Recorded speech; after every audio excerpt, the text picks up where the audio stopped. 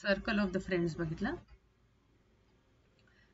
नावाप्रमाणेच friend circle असतं.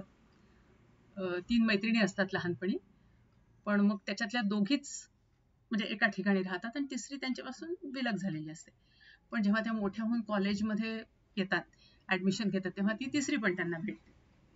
तर ह्या दोघी जास्त अटॅच असतात आणि ती जी ईव्ह म्हणून जी असते, जी जास्त अटॅच, तर तिचं एक वडिलांनी ती अनाथ असते, सिस्टरनी पाळलेलं असतं. तर तिचं एक कॉटेज असतं जंगलामध्ये एका. तर तिचं म्हणजे तिच्या बॉयफ्रेंडचं. आणि ह्या तिघींचं परत मग म्हणजे हे सुरू होतं.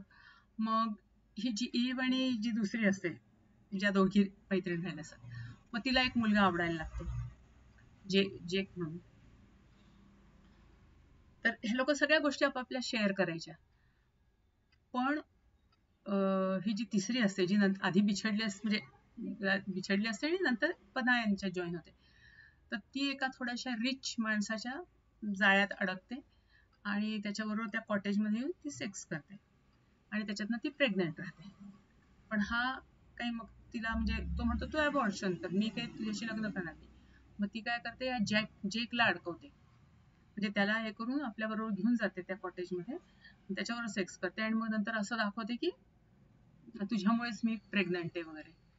जेक बिचारा तसा सरळ असतो, मग तो आपल्या पेरेंट्सना भेटवतो तिला वगैरे आणि मग म्हणतो की आता मला हिच्याशी लग्न करायचं असं.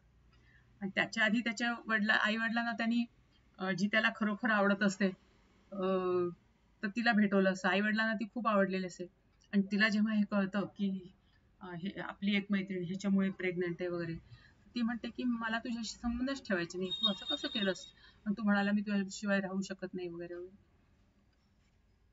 तोही दुःख्याचा असतो. पण मग नंतर सगळं सत्य उघडकीला येतं. ही इवच एकदा पार्टीला बोलवते आपल्या त्या कॉटेजमध्ये सगळ्यांना आणि म्हणजे तिला शंका येते की हा पेपर कुठून आला, हे कुठून आलं. तर ती म्हणे हिच्याशिवाय कोणीच असू शकत नाही आणि ती सरळ मग तिला विचारते, मग ती कबूल करते. मग त्याच्यामध्ये म्हणजे मग हा निर्दोष आहे लक्षात येते. पण ती म्हणते आता माझं मन पहिल्यासारखं राहिलेलं नाहीये, त्याच्यामुळे वेळ जाऊ दे, आपण बघू पुन्हा आपण जवळ येतो का. पण मग दोघेही मॅच्युअर असतात, दोघेही मोठे होतात, शिकतात, वेगवेगळ्या आपापल्या फील्डमध्ये प्रॅक्टिस होतात.